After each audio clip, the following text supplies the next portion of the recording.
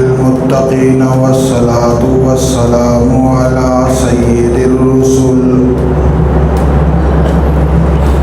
الصلاة والسلام على سيد الرسل وخاتم النبيين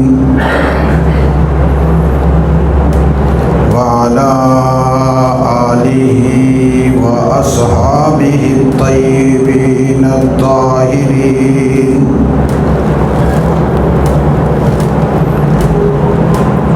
لا سيما على الخلفاء الراشدين المهديين ولعنة الله على أعدائهم وأعداء الإسلام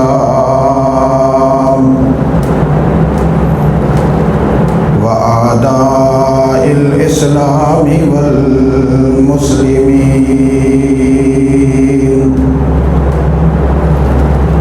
أما بعد، أعوذ بالله من الشيطان الرجيم.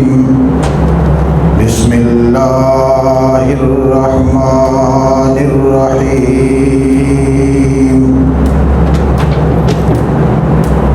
هو الذي بعث في الأميين رسولا منهم يتلو عليهم آياته ويزكيهم ويعلمهم الكتاب والحكمة وإن كانوا من قبل لفي ضلال مبين.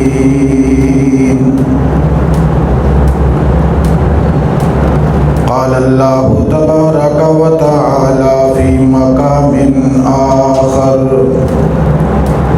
لقد كان لكم في رسول الله أسوة حسنة. صدق الله العظيم. اللهم صل على سيدنا ومولانا محمد وعلى آل سيدنا ومولانا محمد وبارك وسلم وصل عليه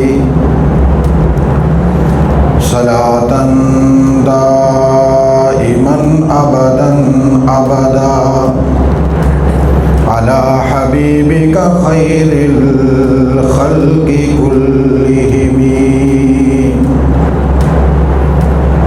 هو الحبيب الذي ترجى شفاعته لكل حول من الأحوال مقتحم.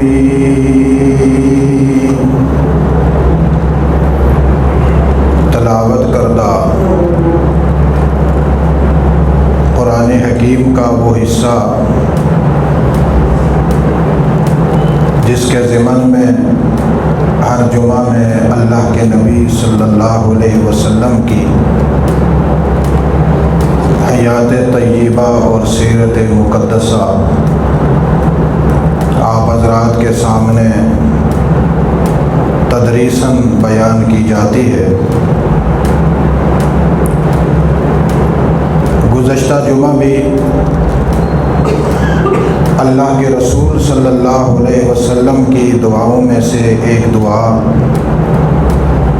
اور اس کا ترجمہ اور لب لباب آپ حضرات کے سامنے رکھا تھا، اور یہ بات پہلے بھی کئی بار آپ حضرات کے ذہن میں بٹھانے کی کوشش کی کہ اللہ کے رسول صلی اللہ علیہ وسلم نے اپنی دعاؤں کے ذریعے سے امت کی اصلاح فرمائی، اور ان دعاؤں میں امت کو اللہ سے مانگنے کا سلیقہ اور طریقہ بتلایا۔ اسی کے ساتھ ساتھ امت کو یہ ترغیب بھی دی کہ اپنی ذات کو اللہ کے لیے خاص کر لو۔ جب تک تم اپنی ذات کو اللہ کے ساتھ خاص نہیں کرو گے، اللہ کے لیے مخلص نہیں بنو گے، تب تک نہ تمہارا ایمان مکمل ہے، نہ تمہارا اسلام مکمل ہے، اور نہ ہی تم میرے بندے کہلانے کے حقدار ہو۔ ان دعاؤں میں بھی اللہ کے رسول نے امت کو یہی باریکی سمجھائی۔ موجودہ دور میں اگر کوئی آدمی گہرائی سے دیکھے اور تسلی کے ساتھ اس بات پہ غور کرے کہ مسلمان کس راستے پہ چل نکلے ہیں، تو ہر آدمی اس نتیجے پہ پہنچے گا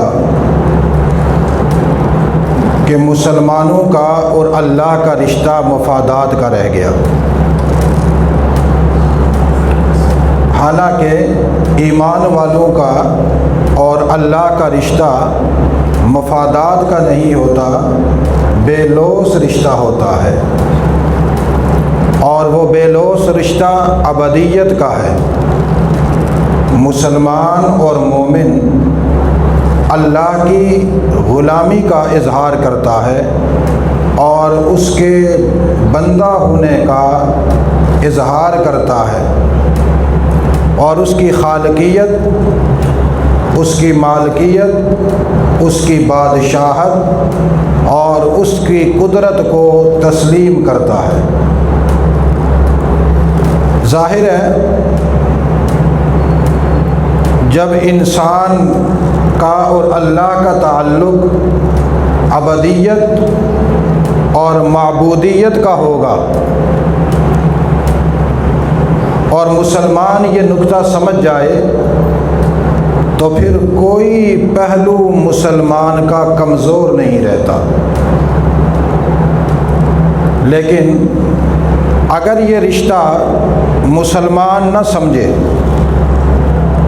اور وہ اللہ کو صرف اس لیے تسلیم کر رہا ہو کہ میری ضرورتیں اللہ سے پوری ہوتی ہیں، اللہ دینے والا ہے لہٰذا میں اپنی ضرورتیں اس سے پوری کروں گا اور کرتا ہوں، تو پھر مسلمان کی عبادت میں اپنے مفادات کی غرض باقی ہوتی ہے، اللہ کی عبادت نہیں ہوتی۔ اسی لیے آج ہم دیکھتے ہیں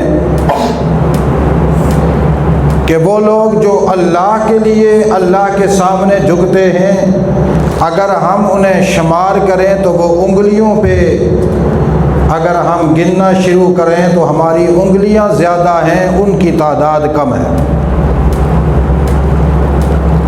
لیکن اللہ کے سامنے عبادت میں کھڑے ہونے والوں کی تعداد دیکھیں تو ان کی تعداد بہت زیادہ ہے۔ نتیجہ یہ نکلتا ہے کہ مسلمانوں کی عبادات اغراض پر اور مفادات پر مبنی ہیں، جس کی وجہ سے مسلمان کو ابدیت کا مزہ نہیں آتا۔ اور اگر کسی انسان کو ابدیت کا مزہ آ جائے ایک دفعہ، پھر اس کے ایمان میں، اس کے قلب میں، اس کے ایقان میں کبھی بھی ذاتی غرض نہیں رہتی، وہ ہمیشہ اس بات کی فکر مندی میں رہتا ہے کہ میرا رب مجھ سے راضی رہے، میرا رب مجھ سے راضی رہے اور میں اس کو کسی نہ کسی طرح راضی کر لوں۔ اور یہاں پر یہ بات بھی ذہن میں آپ اچھی طرح بٹھا لیں، جو آدمی اللہ کی رضا کے راستے پہ نکلتا ہے وہ دنیا کے کسی نئے سے نئے ایجاد کیے ہوئے طریقے سے متاثر نہیں ہوتا، وہ نئی سی نئی تحقیق سے متاثر نہیں ہوتا، دنیا کی ترقیاں آسمانوں کو چھونے لگ جائیں وہ پھر بھی متاثر نہیں ہوتا، کیونکہ وہ پہلے سے اپنے رب کی معبودیت تسلیم کر چکا ہے اور اسے پتہ ہے کہ دنیا کی جتنی پروازیں ہیں یہ سب پروازیں کمزور ہیں، میرے رب کی قوت اور اقتدار اس پر غالب ہے۔ آج دنیا کے ماہرین، دنیا میں ترقی کرنے والے ایک دفعہ یہ اعلان کر کے بتلا دیں کہ ہم ایک قدرت والی ذات کی قدرت کی مدد کے بغیر دنیا کی ترقی کر رہے ہیں، جو خدا کے وجود کا بھی منکر ہیں وہ بھی اس قوت کے قائل ہیں کہ ایک قوت ایسی ہے جو ہماری رہنمائی کر رہی ہے۔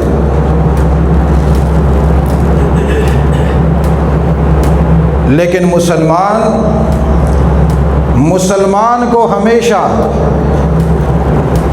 ایک ہی نقطے کے ارد گرد گھومنا چاہیے، اور وہ نقطہ یہ ہے کہ میرا رب ساری کائنات پر قدرت رکھتا ہے اور کائنات چل رہی ہے تو اس کی رضا سے چل رہی ہے۔ اگر اس کی رضا نہ ہو تو قدرت کائنات کی کوئی قدرت نہیں، نہ کوئی کمال ہے، نہ اس کا نظام ہے، یہ ساری قدرتیں اللہ کی قدرت کے تحت ہیں۔ اسی لیے ہم دنیاوی اعتبار سے دیکھیں یا دینی اعتبار سے دیکھیں، مسلمان ان طبقات سے متاثر ہوتے نظر آتے ہیں جو قدم بقدم اللہ کو چیلنج کرتے ہوئے نظر آتے ہیں۔ مثال کے طور پر ہم اپنی دینی معاملات کو دیکھیں اور ان دینی معاملات میں بھی آج کل کے جدید مسلمانوں نے ان لوگوں کا رویہ اختیار کیا ہوا ہے جو قدم قدم پر اللہ کو دھمکیاں دیتے ہیں اور اللہ کے رسول صلی اللہ علیہ وسلم کے مقام کو گراتے ہیں، اور مسلمانوں کو شاید اس بات کی خبر نہیں۔ آج اگر کوئی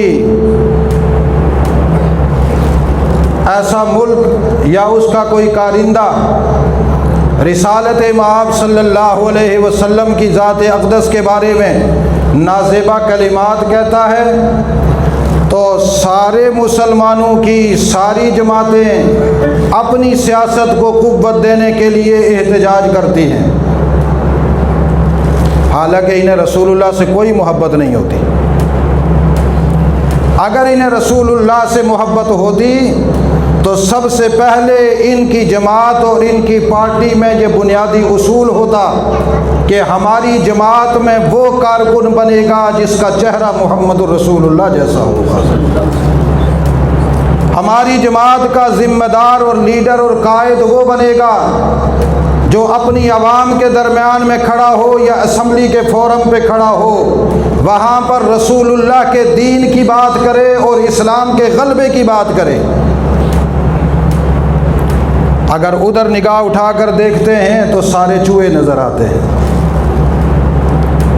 اور جب کوئی عالم کفر کا کوئی کارندہ مسلمانوں کو للکارتے ہوئے اللہ کے رسول صلی اللہ علیہ وسلم کی ذات اقدس کے بارے میں بات کرتا ہے تو وہ سارے ناچ رہے ہوتے ہیں۔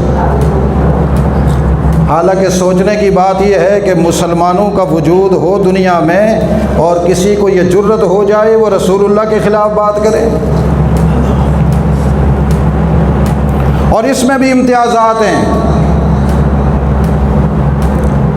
فرانس والے گستاخی کریں تو ان کی پروڈکٹس ہم استعمال کریں، ان کے خلاف ہماری زبان نہ چل سکے،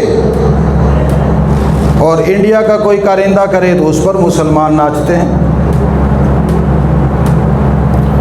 اس توقعاتی رویے سے بھی یہ بدبو آتی ہے کہ تم رسول اللہ کی ذات کو بھی اپنی اغراض کے لیے استعمال کرتے ہو، رسول اللہ سے کوئی وفا نہیں تمہاری۔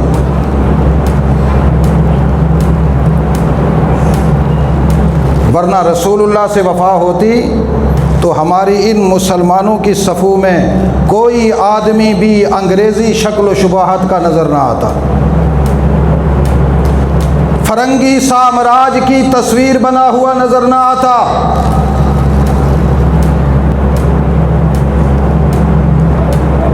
مغرب اور یورپ کا دل دادا نہ ہوتا، وہ مدینے کی تعریف کرنے والا، مدینے والے کی سیرت طیبہ کا نمونہ ہوتا۔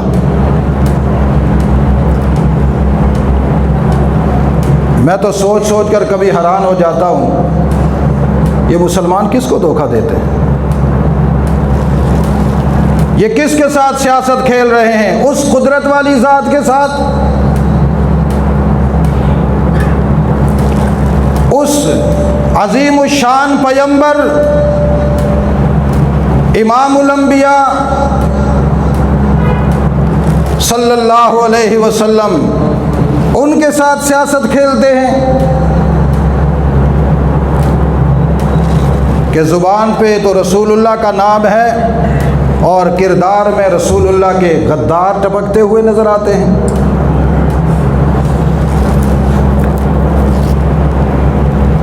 اور کبھی اگر کسی مسلمان کو نشاندہی کر بھی دی جائے، میاں غلط کر رہے ہو، تو آگے سے چٹ جواب یہ دیتا ہے آپ کوئی ٹھیکیدار لگے ہوئے ہیں۔ یاد رکھیے، حضور کی امت کا ہر فرد جو رسول اللہ کی غلامی میں سچا ہے وہ تھانے دار لگا ہوا ہے اس کے لیے کہ جو رسول اللہ کی غلامی میں جھوٹ بولتا ہے۔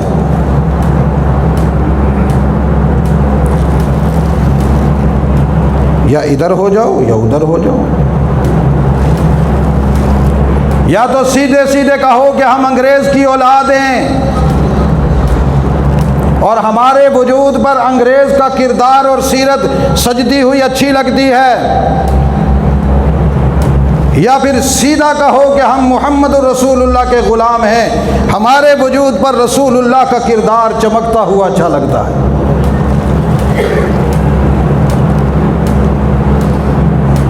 ایک بات یاد رکھیے گا، قیامت والے دن مسلمانوں کی زبان سے کیے ہوئے اقرار کا اعتبار نہیں ہوگا، مسلمانوں کے وجود سے نکلے ہوئے اعمال کا اعتبار ہوگا۔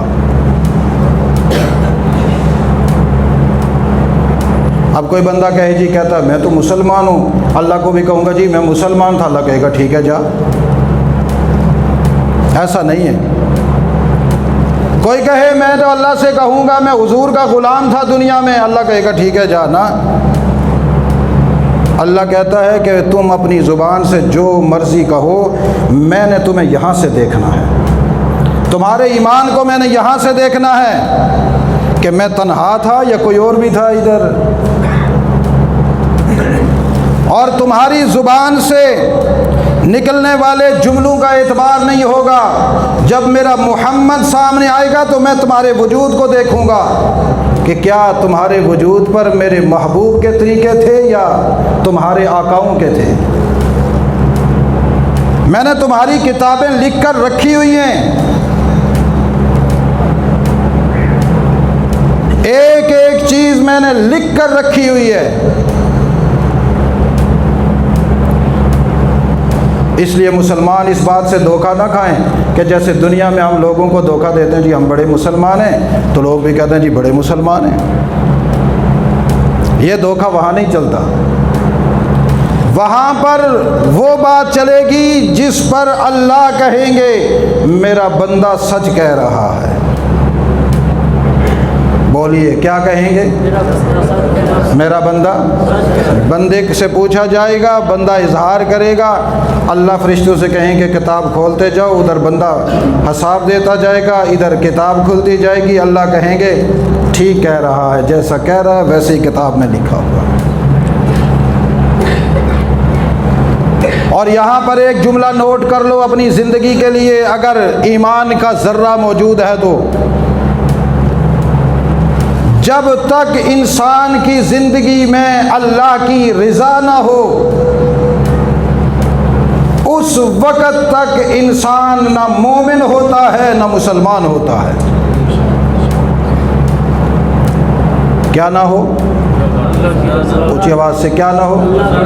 اللہ کی رضا نہ ہو، اس وقت تک نہ وہ مومن ہوتا ہے اور نہ مسلمان، اور جب تک اللہ کی رضا نہ ہو اس وقت تک اللہ کی رحمت متوجہ نہیں ہوتی بلکہ اللہ کی ناراضگی ہوتی ہے۔ اب ہمیں کیا پتہ چلے گا کہ اللہ ہم سے ناراض ہے یا راضی ہے؟ میں تو یہ دعویٰ کر سکتا ہوں نا جی، میں بہت اللہ کی رضا کو چاہتا ہوں، میری رضا میں ہے یہ اللہ، اور کیا ہے، کہہ تو میں سکتا ہوں، لیکن اس دعوے میں میں سچا ہوں یا جھوٹا؟ اللہ مجھ سے ناراض ہے یا راضی؟ اس کی پہچان کیا ہے؟ ہمیں پہچان بھی تو ہونی چاہیے، فیصلہ تو کر سکیں۔ جیسے ایک تندرست آدمی کی تندرستی کی علامات ہوتی ہیں، مریض کی مرض کی علامات ہوتی ہیں، دیکھ کر پتہ چل جاتا ہے فلاں بیمار ہے، فلاں تندرست ہے۔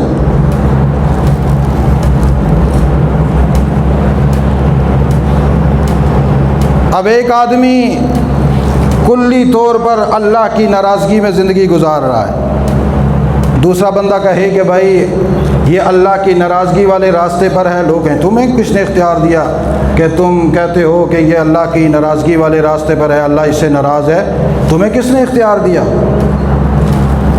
یہ کہتے ہیں یا نہیں کہتے؟ وہ بھی کہتا ہے تمہیں کیا پتہ ہے اللہ مجھ سے ناراض ہے یا راضی ہے، اپنا کام کرو۔ حالانکہ ہمارے سامنے ایک نابینا ہو، ایک نابینا ہو تو سارے لوگ کیا کہیں گے؟ دیکھ رہا ہے، بولو، دیکھتا ہے، کیا کہیں گے؟ اگر کوئی نابینا چلتے ہوئے اندر آئے اور شیشے سے ٹکر لگا جائے تو کوئی اس کو کہے تجھے نظر نہیں آتا، تو ساری مسجد والے کہیں گے بے وقوف ہو، اس کو کیا کہتے ہیں، یہ تو نابینا ہے۔ اور اگر میں آپ سے پوچھوں کہ تمہیں کس نے اختیار دیا اس کو نابینا کہنے کا، تو کیا جواب دو گے؟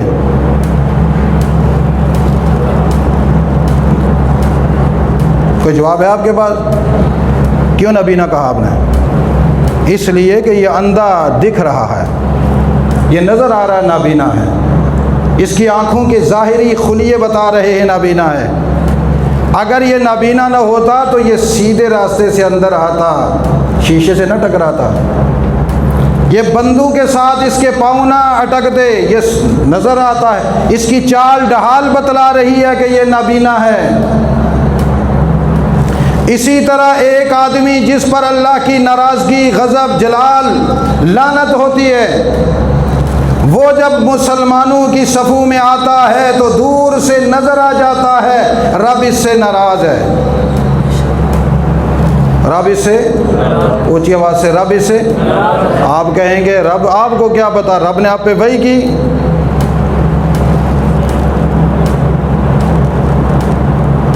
آپ پر وحی ہے، آپ کوئی ٹھیکیدار لگے ہوئے ہیں، جیسے آج کل دجال کی فوج کے کارندے کہہ دیتے ہیں کہ آپ پر کوئی وحی آتی ہے، آپ کوئی ٹھیکیدار لگے ہوئے ہیں۔ تو میں یہاں آپ کو ایک پہچان بتاتا ہوں، جس آدمی پر خدا کی ناراضگی ہوتی ہے وہ اللہ کے غضب کا شکار ہوتا ہے، اس کے وجود پر محمد الرسول اللہ کی سنت نہیں ہوتی۔ بولیے اس کے وجود پر اونچی آواز سے محمد الرسول اللہ کی سنت نہیں ہوتی۔ اللہ اس کو توفیق ہی نہیں دیتے میرے محبوب کے پیارے طریقے اپنے وجود پر لائے۔ جس کے وجود پر حضور کا طریقہ سنت، حضور کا عمل، حضور کا طرز عمل، حضور کی وضاحت، حضور کا رہن سہن، حضور کا انداز زندگی نہیں ہے، وہ خدا کے غضب کا شکار ہے، رب اس سے ناراض ہے۔ اگر رب اس سے راضی ہوتا تو اپنے محبوب کی سیرت کا پرتاؤ بنا دیتا۔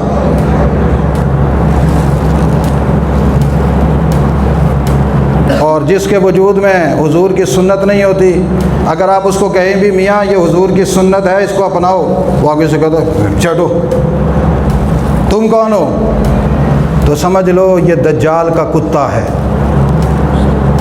کون ہے یہ؟ دجال کا کتا ہے، قلب دجال ہے یہ، اس پر خدا کی ناراضگی ہے، خدا کے غضب کا شکار ہے۔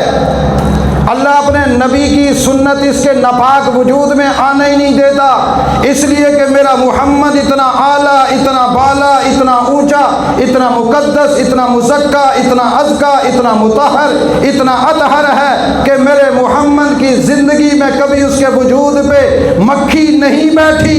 میرا محمد دنیا سے جا چکا ہے، کسی ناپاک وجود پر میرے محمد کی سنت نہیں آ سکتی۔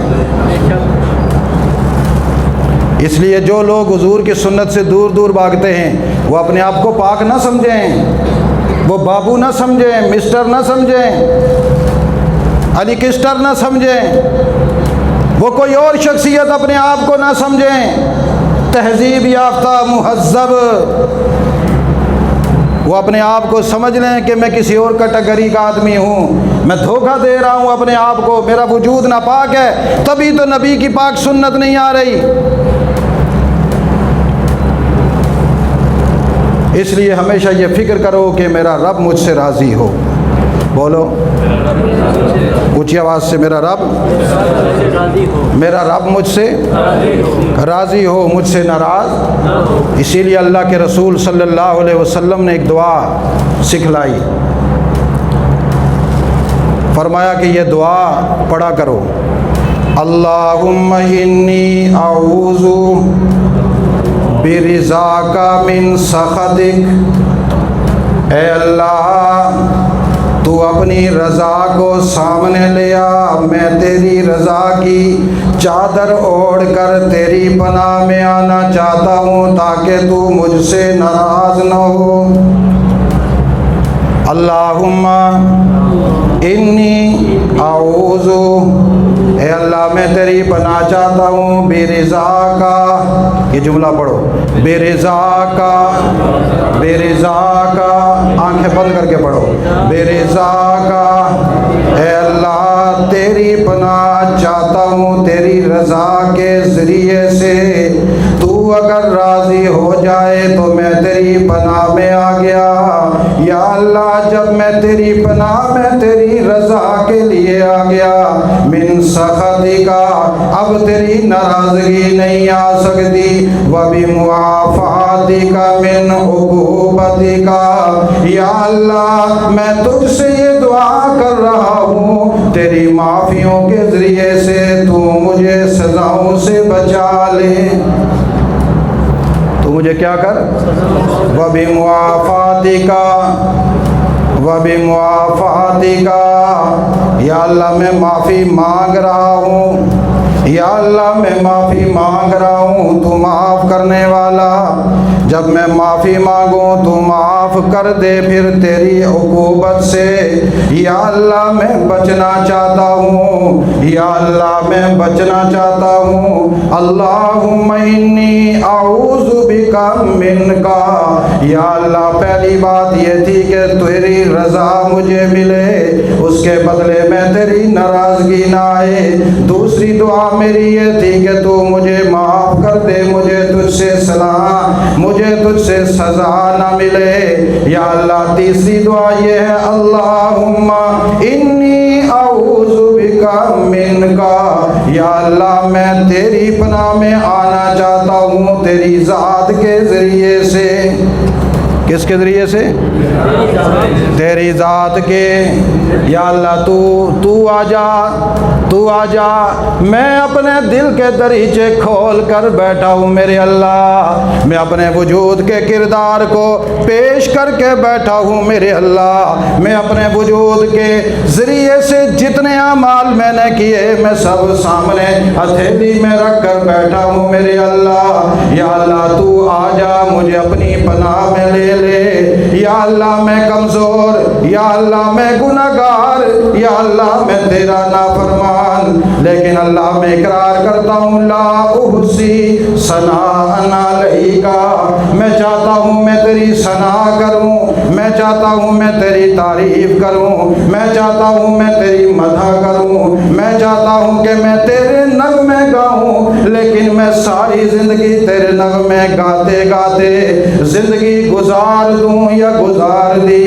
لا احصی ثناء علیک، پھر بھی میں تیری ثنا پوری نہیں کر سکتا میرے اللہ، لہذا تو مجھے اپنی پناہ میں لے لے تاکہ تیری پناہ میں آ کر تیری ثنا کروں۔ انت کما اثنیت علی نفسک، میرے اللہ جیسے تو نے خود اپنی ذات کی ثنا کی، یا اللہ جیسے تو نے خود اپنی ذات کی ثنا کی، میں چاہتا ہوں میں بھی تیری ثنا اسی طرح کروں، لیکن یا اللہ میں کمزور اس لیے کہ میں محصی نہیں، تو محصی ہے، تو شمار کر سکتا ہے، میں بندہ ہوں میں شمار نہیں کر سکتا، میں عاجز ہوں تیری ثنا پوری نہیں کر سکتا، بس دعا یہ ہے اللہ تو ناراض نہ ہونا، مجھے معاف کرتا جا۔ اللہ فرماتے ہیں تیری دعا قبول ہو گئی، ہاتھ اوپر اٹھا کر تو نے دعا کی، قبول ہو گئی، نتیجہ دیکھنا ہے تو دیکھ لے اپنے وجود پہ۔